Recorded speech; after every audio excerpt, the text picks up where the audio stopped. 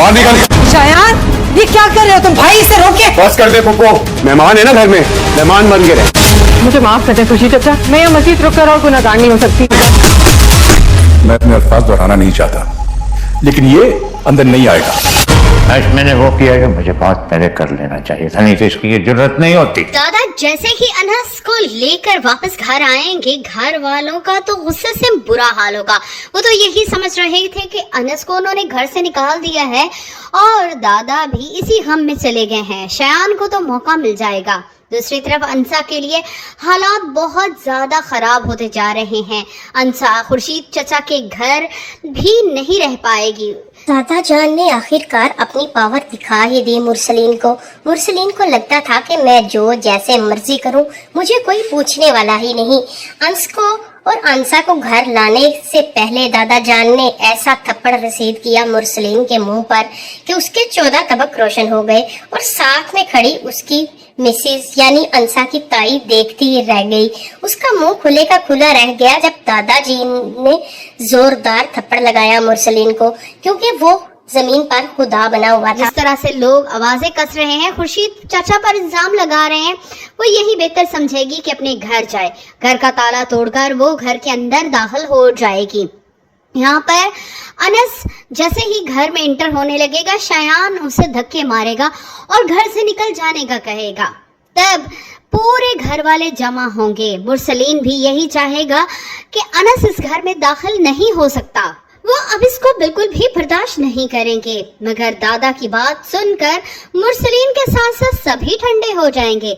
शयान जिस तरह से बदतमीजी से बात कर रहा होगा, उनकी फुप्पो अंबर उसे रोकने की कोशिश करेगी तो अगर फुप्पो को जवाब देगा कि आप मेहमान हैं तो मेहमान बनकर रहें, हमारे मामलात में बोलने की जरूरत नहीं है।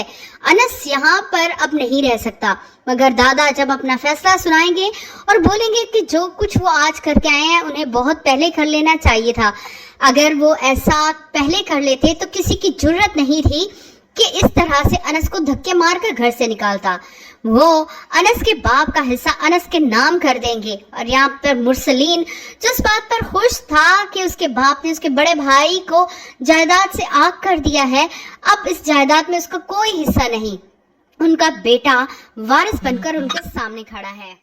उसको लगता था कि हर चीज उसी के इख्तियार में है और इस घर में जो होगा मेरी मर्जी के अलावा कुछ हो नहीं सकता।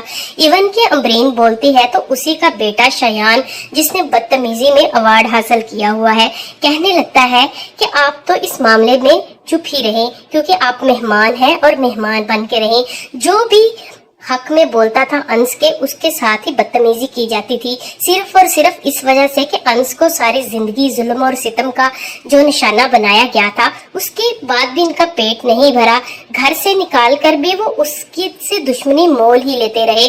उन्होंने जान ही नहीं छोड़ी। घर से चले जाने के बाद भी कैसे अंश का सामान सीढ़ियों से नीचे शयान फेंकता है, सिर्फ और सिर्फ इस वजह से कि वो इस घर में कभी दाखिल ना हो। अंश चुपचाप वहाँ पे खड़ा ये सारा तमाशा देखता है तो दादा जान को जोश आ जाता है। वहीं पे मुरसलीन के मुंह पे थप्पड़ लगाता है और कहता है अपने बेटे को रोक दो, क्योंकि मैंने आज वो काम कर दिया है जिसकी मुझे बहुत पहले से कर देना चाहिए था। अंसा को दर बदर की ठोकरें खाते हुए भी अरसा गुजर चुका था। अब चाचा जान के घर में भी रहने की उसके लिए कोई जगह नहीं थी। लोग उस पर इल्जामात लगा रहे थे। अंसा पहले जो शादी से इनकार कर चुकी थी, दादा जान के बार बार मनाने के बाद भी अंसा सिर्फ इस बात पर कायम रही कि हर मसले का हल क्या हमारे आज के दौर में भी यही है कि लड़की और लड़के का निकाह करवा दिया जाए। अंसा खुद को सही साबित करने के लिए चचा खुर्शीद के घर तो चली जाती है, लेकिन लोग उसका पीछा नहीं छोड़ते। उसको बुरे बुरे नाम से पुकारते हैं। जहाँ से वो गुजरती है वहाँ से हूटिंग की जाती है और यहाँ तक कि चचा और उसका रिश्ता ही आपस में कुछ जोड़ देते हैं, जिससे अंसा बहुत दिल बर्दाश्ता होकर घर से निकल पड़ती है और चचा खुर्शीद को कहती है कि मैं और बर्दाश्त नहीं कर सकती, आपकी इज्जत पर भी मेरी वजह से आंच आए। वो अपने घर जाती है तो बाहर से ताला तोड़ने की कोशिश करती है और ताला तोड़कर घर जाने ही वाली होती है कि मोहल्ले के कुछ लड़के उसके पीछे लग जाते हैं, जो कि अंस आकर उसे बचाता है और दादा जान के कहने पर दोनों का निकाह करवा दिया जाता है, क्योंकि उससे पहले सब लोग कोशिश करके देख चुके थे। अंसा को समझाने की भी बहुत कोशिश की गई। हर कोई उसे यही कह रहा था कि तुम उसके घर चले जाओ और तुम उसके घर चले जाओ। दादा उसको बेस्ट सजेशन देता है कि तुम मेरे घर चली जाओ और मेरे घर में निकाह के बाद तुम्हें कोई कुछ नहीं कहेगा। अंश मेरा बेटा तुमसे मोहब्बत करता है। और अंश हाथ जोड़ता है सबके आगे कि मुझसे अंसा की बेबसी देखी नहीं जाती। अंसा रोने लगती है। चचा खुर्शीद कहता है, बेटा मैं तुम्हें अपने घर तो ले जाऊं, लेकिन ये जमाना बहुत जालिम है। तुम जानती हो कि मैं अकेला रहता हूँ, लोग तरह तरह की बातें बनाएंगे। जिस पर अंसा कहती है कि लोगों को बनाने दो, आपकी और मेरी उम्र का फर्क तो देखे। लेकिन खुर्शीद चचा की सारी बातें ही सच साबित हो गई, जिस पर अंसा इस बात पर कायल हो गई कि अंश का दादा बिल्कुल ठीक कह रहा था। मुझे तभी वो डिसीजन ले लेना चाहिए था। तो आज चचा खुर्शीद की जिंदगी में भी कुछ मसला मेरी वजह से जो पैदा हुए हैं वो कम होते, लोगों उन पर बातें ना बनाते और उनको सफेद दाढ़ी के साथ बाहर पीछे से आवाजें ना कसी जाती।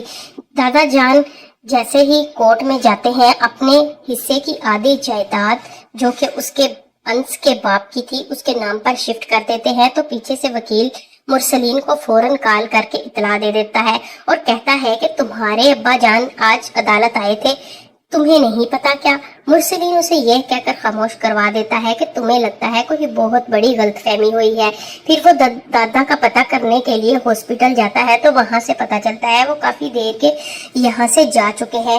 अम्बरीन को दादा जान हुक्म देते हैं कि तुम मुझे कोर्ट लेकर चलो, मुझे अपने बेटे अंश के लिए कुछ करना है। अगर आज मेरी जिंदगी खत्म हो जाती तो सारी जिंदगी अंश रुल जाता। मैं उसके लिए कुछ करना चाहता हूँ, उसने सारी जिंदगी मुझे संभाला है। सीधा कोर्ट पहुंचते हैं और उसके बाप जिसको वो आँख कर चुका था दादा जान, अपनी ही जिंदगी में अपनी आंकनामा वापस लेकर और जायदाद अंश के नाम पर शिफ्ट करके दस्तखत कर देता है। और इस बात की खबर अभी वो किसी को देना नहीं चाहता, जबकि मुरसलीन को पहले ही वकील बता चुका होता है। तो दादा जान घर पहुंचते हैं, सबसे पहले यही बात करते हैं कि मैं कुछ करने वाला हूँ अंश के लिए या कर चुका हूँ, मुझे तुम लोगों की औकात का पता था और नीयत का भी। इससे पहले बैठी शहरीन और उसकी माँ ये प्लान बना रहे थे कि दादा जान हॉस्पिटल से आ जाए तो सबसे पहले इस घर को अपने नाम करवाएंगे। इधर बदनीति माँ और बेटी दोनों पहुंच जाते हैं उसी लड़के के घर पर जिसका एक्सीडेंट उसके भाई शयान ने किया था, सिर्फ और सिर्फ इस वजह से फाहम कुरैशी को किसी तरीके फंसाया जा सके और उससे शहरीन की शादी की जा सके। जबकि शहरीन दिल ही दिल में उससे बहुत इम्प्रेस थी। इम्प्रेस इसलिए नहीं थी क्योंकि वो गुड लुकिंग था, इम्प्रेस इसलिए थी उसके पास बहुत सारी जायदाद थी। तभी तो शहरीन की आंखें चौंकी की चौंकी रह गई जब वो उसके घर में दाखिल हुई। महलनुमा घर देखकर माँ बेटी की राल टपक कर मुंह पे आ गई। दोनों चाहती थी कि जल्द से जल्द अभी निकाह करवा दिया जाए शहरीन और फाहम कुरैशी का। फाहम कुरैशी भी कोई कम दिल फेंक नहीं निकले, वो भी शहरीन को देखते ही डायलॉग बाजी शुरू कर लेते हैं।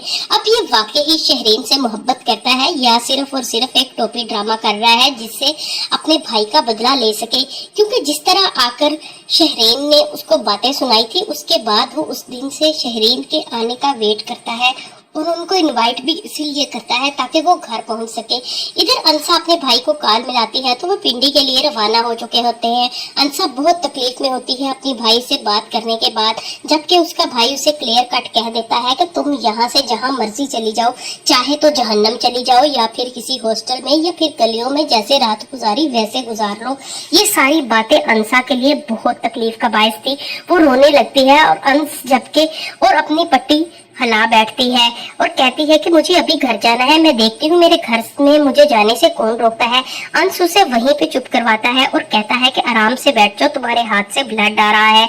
और जिस तरह वो ब्लड साफ करता है दादा जान को ये अदा अंश की बहुत भाती है और बाहर जाकर अम्बरीन से कहने लगता है ये लड़की परफेक्ट होगी हमारे अंश के लिए, क्योंकि आज जिस तरह उसने उसको डरा कर चुप करवाया है मुझे लगता था वो सिर्फ मेरा ख्याल करता है और मेरी तकलीफ का एहसास है। आज मुझे एहसास हुआ कि उस लड़की का भी उतना ही एहसास था अंश को। जिस पर पुप्पो अम्बरीन बहुत हंसती है और कहती है दादा जान आप बहुत दूर की सोच रहे हैं। तभी वो कहते हैं ये मुझे सोचना पड़ेगा, मैं अपने अंश के लिए अब कुछ करना चाहता हूँ, चाहे और चाहता हूँ जल्द से जल्द वो कोई हंसी खुशी वाली जिंदगी गुजारे और ये गुलामी की जिंदगी छोड़ दे। इधर जैसे ही पता चलता है अंसा हॉस्पिटल में है तो उसकी भाभी प्लानिंग के साथ रोने लगती है, और जैसे ही अंसा का भाई आरिफ घर आता है तो उसको ड्रामे करके बताती है कि मेरी माँ बहुत ज्यादा बीमार है और इस हालत में मैं छोड़कर उसको देखना चाहती हूँ, और मैं चाहती हूँ कि मैं जल्द से जल्द पिंडी पहुंचूं, कहीं मेरी माँ का सांस ही ना निकल जाए।